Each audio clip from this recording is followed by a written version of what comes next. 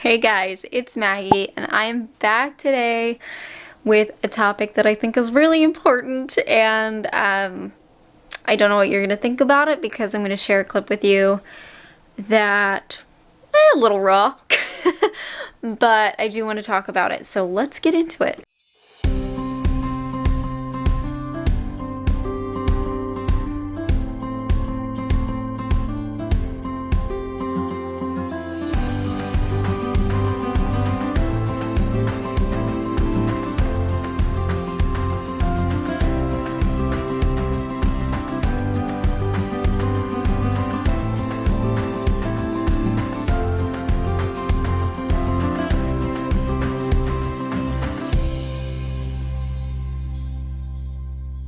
Okay, actually, before we get into it, I did have a couple of questions about where to find my shirts and stuff. Hold on, let me show you. I've got my Valentine's Day symptom chronic illness shirt on. I'm going to pin a comment below on this video that has a link to that, as well as how to join my channel as a member if you are interested, because I do have memberships on this channel. Sometimes they don't appear though, I believe, on Apple phones and on the app, so sometimes you have to go to a desktop computer, but I will post the link below. Anyways, I'm on the struggle bus. I don't know. I wanted to talk a little bit about positivity. And I know for a while it was a trending term of toxic positivity. Don't show toxic positivity online. And it's basically where you just are only showing the positives of life and not the negative side of things. But in my case, I've been sharing online for a while. When things are really negative, things are not going great, the last thing I seem to be able to do is to pick up a camera or pick up my phone and take nice pictures and share about it. Or take videos and share about it. Because it's just truly the last thing on my mind. But I get a lot of comments asking, Maggie, how do you stay so positive with everything that you've gone through with Crohn's and all of that? And the truth is, I don't particularly feel very positive a lot of the time. It's just hard to show that online. And I just started thinking about this because over the weekend, I'm going to tell you what happened. I did share a little bit on Instagram. I was able to share on Instagram after the fact. Basically, I've been doing decently okay. Like, in the fall, I had gotten pretty sick, and I had shared a little bit about that. Lost some weight, was trying to gain weight, and I just shared that video pretty recently. This weekend, we were going out. We took one of our dogs to a nail appointment. And we're just running errands. We went to TJ Maxx. I got some Valentine's Day towels. They have like little dogs and hearts and whatnot. This has nothing to do with the story. Anyway, Zach said, let's go to Qdoba. Qdoba's kind of like Chipotle. And they have the bowls and the burritos and whatnot. And in the fall, we had gone there a couple of times, and I had gotten pretty sick when I ate there. But I was thinking, I'm much better now, and I just had my scopes done, and for the most part, they were clean, like they were good to go. So I thought, I should be good. I told that to Zach. I was like, we should be good. We're gonna go.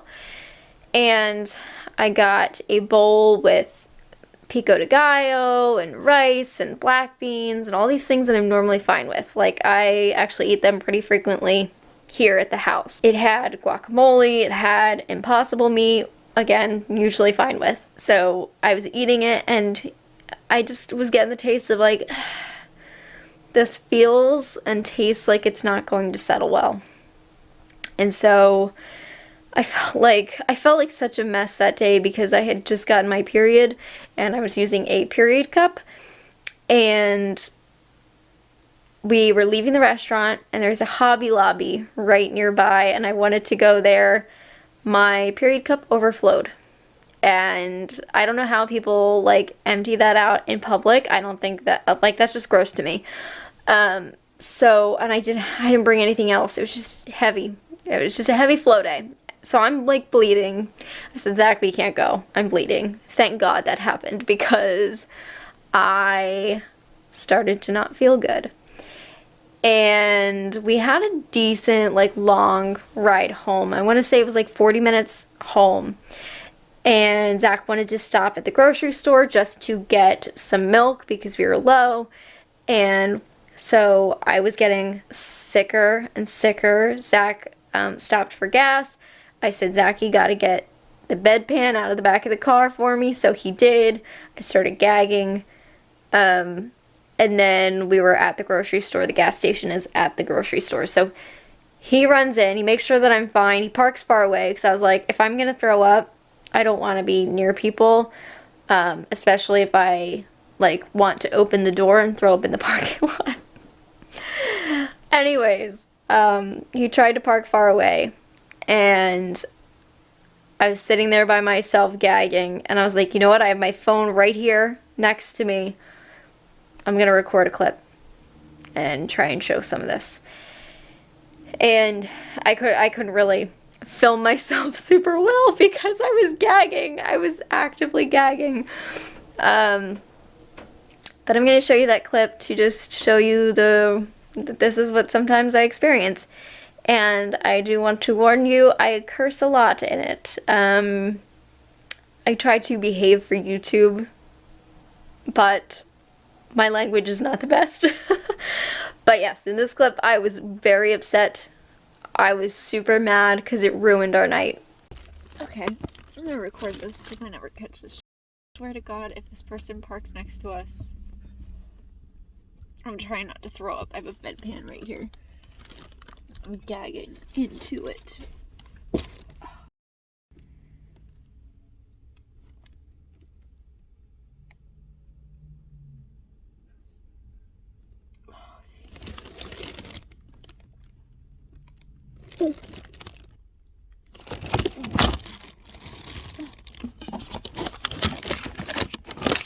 Okay, this sucks.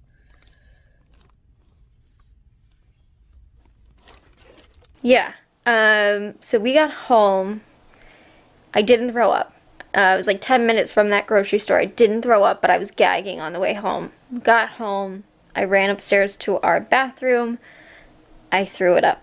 I would say probably 90% of it up. Felt like I could not stop throwing up into our sink. Because that's just where I cannot throw up into a toilet.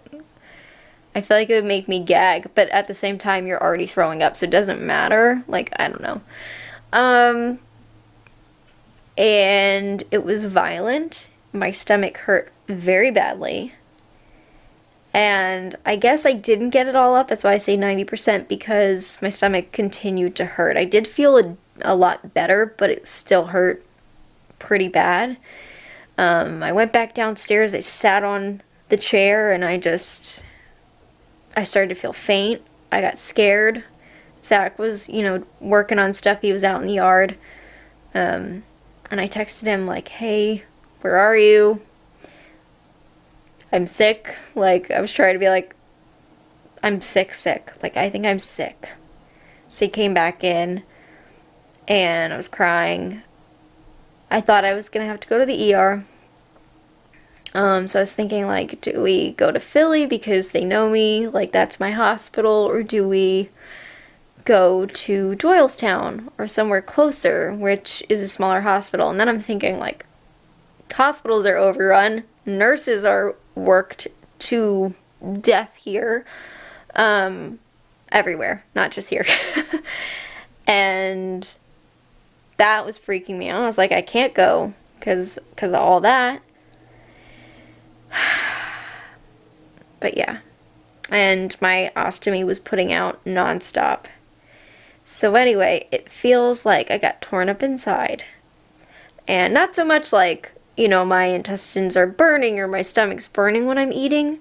It's almost like if you've ever had intestinal surgery done and they move your intestines around, they break all of the connections, all that tissue that kind of holds everything in place. that's what it feels like. It's just sore. I'm just sore. And it's 2 days later. And it's stuff like that where I feel like I'm doing fine. The scopes say I'm doing fine. And something like that happens. And it's scary. And it just makes me sad. And I don't really know where I'm going with this video, but I'm not always positive, and there's a lot of times where if I'm not posting, there's a reason behind it. It's because I'm struggling for one reason or another. So this just happened to be the most recent thing. And when I post, it's because I'm reminding myself that you've gotten through this a million times. And without all of the nonsense that you've been through, you've met amazing people and have had great opportunities given to you because of it. But it's definitely tiring. I'm definitely tired. But life is a struggle. I know life is a struggle for everyone, though. I have to remind myself of that, too. That it's always been hard for everybody, but I feel like at this moment in time, it feels just so hard. Like, it's so hard for everybody. Oh. And if I think too deeply about it, I'm like, should life really be this way? Should people treat each other this way? Should I feel sick this way? Like, and I can't think too deeply about it because then I get sad. Yeah. So, as for positivity, I wish that I had answers of how to be positive. But when I'm posting and talking about my experiences or, ways to cope with things, it's usually because I've had time to clear my mind and really reflect on my situation calmly and not emotionally. And that's how I'm able to smile and laugh through it. But in the moment when I'm really, for instance, not feeling good and having, I don't even know if it's Crohn's flare. I wouldn't even call that a Crohn's flare. That was my body rejecting food. Like, just saying, no, we're not digesting that. That needs to go. That, I don't know. I'm losing my train of thought here, but now I'm able to think about it. Now I'm able to calm down. Realize that, yes, my stomach is starting to feel better after that nonsense. Yes, you need to listen to your intuition. You will never eat at Qdoba again or a restaurant like that. I'm not going to put myself through that.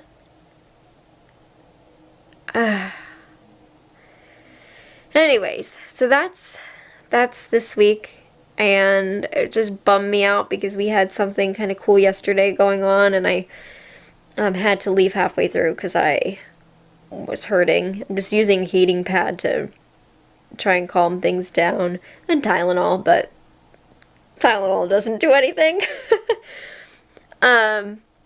Yeah, and Zach was like, with the thing that we were doing and the people we were working with, he's like, just let them know, like, you're not feeling great and you want to, like, head home and lay down. I said to him, I don't want to tell people that. I don't want people to think I'm unreliable because of Crohn's or what I'm experiencing. But I'm also trying to be gentle with myself, and sometimes you have to tell people because you're not gonna make it through the day. And it's better to tell them than just like drop dead on the floor, I guess, right? I don't know. This is such a blabbery video, but I just wanted to talk about that I'm not always positive. I wish I was. Really wish I was. Hoping that things will calm down and whatever this is will not do that again. Obviously going to avoid that kind of food.